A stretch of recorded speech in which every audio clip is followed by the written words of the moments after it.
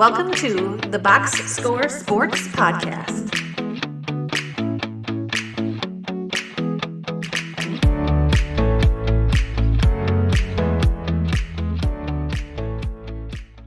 Correct. I agree. Okay, let's you ready to move on to our trade deadline winners and losers? Yeah.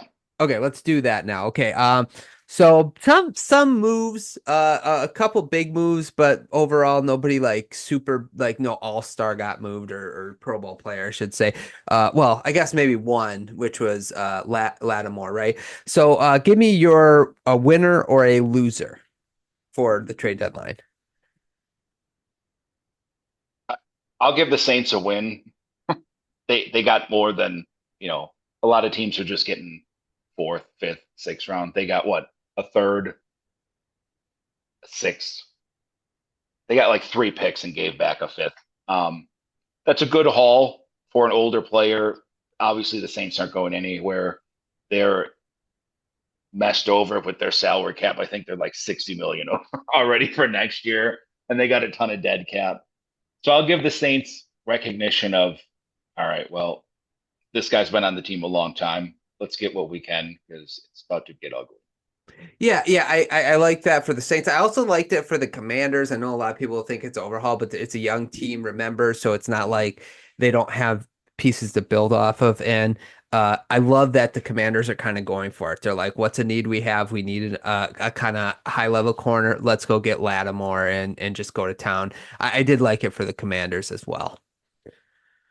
Yeah, Uh, they've surprised, and assuming he doesn't have, you don't have to redo his contract. He's not excessively paid. I think it's like 36 million the next 2 years after this. So their defense is kind of, I think, smoke and mirrors. It's mhm. looked better, but I don't think it's actually that good if they went up against a good offense. But if you have access to it, and as we've said on other podcasts, any sport, if a window opens to win it, you might as well take it because you Yeah. don't know, in especially football, injury, whatever crazy stuff happens. But they're 7-2, and you have a shot. And outside of the Lions, who looks great in the NFC, that you don't think you could beat as the Commanders, and all it takes is maybe you don't have to play the Lions.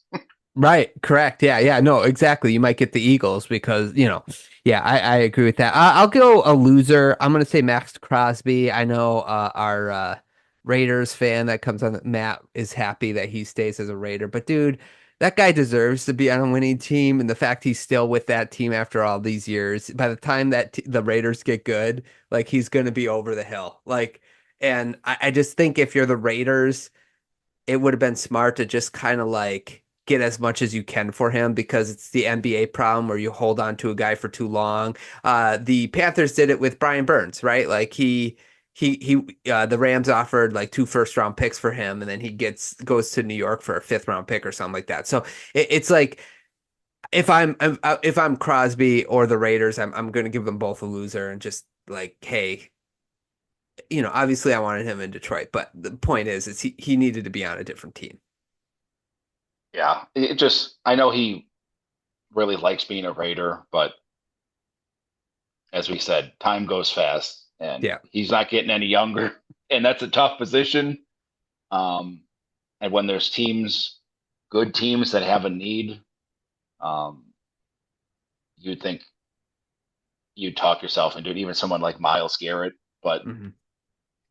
I guess it's kind of hard to do mid-season. You might not get everything you want in a trade. It's not kind of like the NBA where it's just plug and play. So you think at that position you could do it a little more. But I do feel bad for him and Miles Garrett. Like they're stuck in the dumps now Yeah, for well, the coming future until they decide they want out.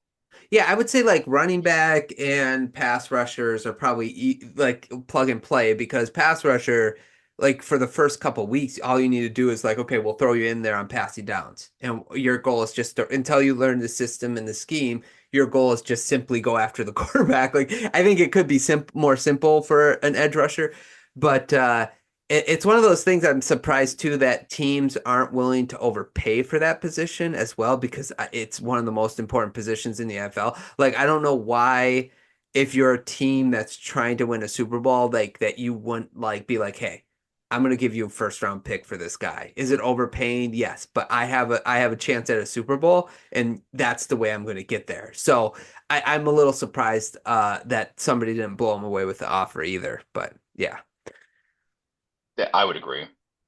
give me your another winner or loser. I'll pick the Cowboys as a loser. Yeah, good Like one. fourth round pick for Jonathan Mingo. Like I know the Cowboys probably sounds like they had a higher grade on him when he came out. That's fine and all, but this is like the second time they've done it. Like they gave up a fourth round pick for Trey Lance when you probably could have just gave up a ham sandwich and a sixth round pick.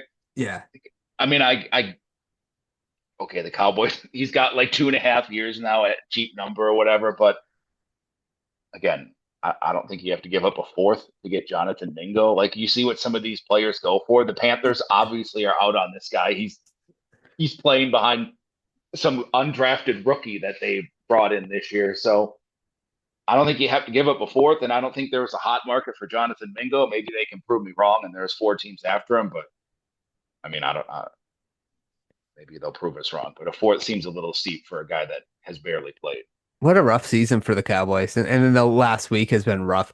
Um, and what's so funny is so they started Cooper Rush after Dak went down, and I thought of Trey Lance, and I'm like, they got him for he's still on the team, right? Like they traded fourth. Why aren't you going to see what you got in him? Your season's basically over, right? Like you got to imagine. I don't know. Yeah, that's kind of crazy. Yeah, it just they're another team that maybe they will, but there sounds like Cooper Rush is going to start against Philadelphia, and you're like, all right, well, if Dak is out 4 weeks, season's over. So Yeah. throw in Jonathan Mingo and Trey Lance and just let it get ugly. See what you got. I agree. The Lions are a winner to me. Zadarius Smith, that was a good pickup. I liked it. I thought it was a great pickup. They didn't give up too much for him. It was a fifth and a sixth, and they got a seventh back. They needed a pass rusher in the worst kind of way with Hutchinson going down. I still kind of really wanted them to get another pass rusher. I really because if something happens to Smith, now you're in the same problem. You're in the same boat. They didn't sack Jordan Love once last week, I don't think. So they desperately needed a pass rusher. They got one.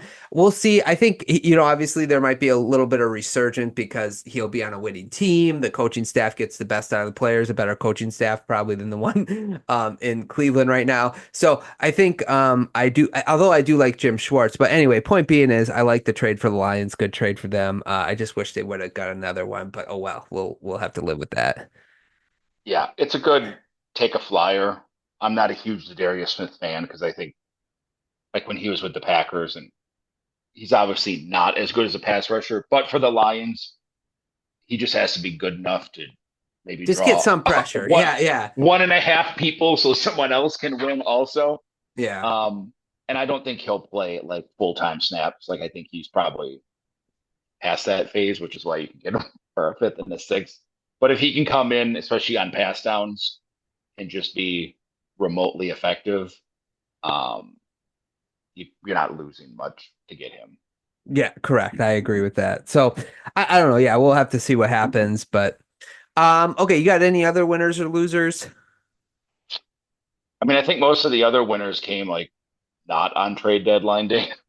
You know, Yeah, like well, Hopkins. yeah, Yeah. like I mean, that seems like a good move, though. Hopkins looks really slow. Like when you see him run a few of those plays, I was like, I mean, he's past his prime, but they have a good system there. And Amari Cooper on the Bills is he missed this last week, but they put him in for limited snaps, and all of a sudden the offense opens up when you have a legit receiver. So I think, assuming he plays going forward, it didn't seem like anything serious.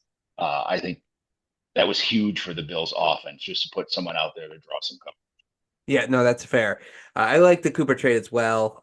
But yeah, I just the only other one I had, I can't. Owajare, he was on the Oh, yeah the the Giants. yeah Giants. He was on the trade market and he didn't get traded again.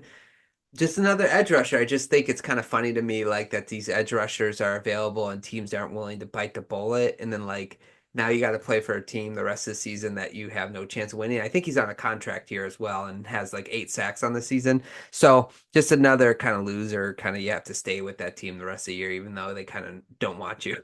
So kind of not great situation. The contract year guys, I think that are because he's not old, that aren't old. It's tough because like you think of like Chase Young for the Niners last year, like you would think he would get the best of Chase Young, but he kind Right, of correct. like in that Lions game, he's like trotting down the field and um, you know, it just I don't know. Some of these guys, you get them and you're like, you probably play, but then you want to give up a premium pick for some of these good teams that probably can't then pay him. So I get the conundrum with some of those guys, but you think for the Giants he would take something because I don't know that he's going to want to be back on a team that's not good, but maybe they'll overpay. Yeah. Well, yeah, we'll see what happens with that. Okay, are you ready to pick week 10 then? Thanks so much for watching this clip of the Box Score Sports Podcast. I hope you guys enjoyed. If you haven't yet, please subscribe to our channel. Follow us on Instagram and Twitter or X. And we'll talk to you guys real soon. See ya.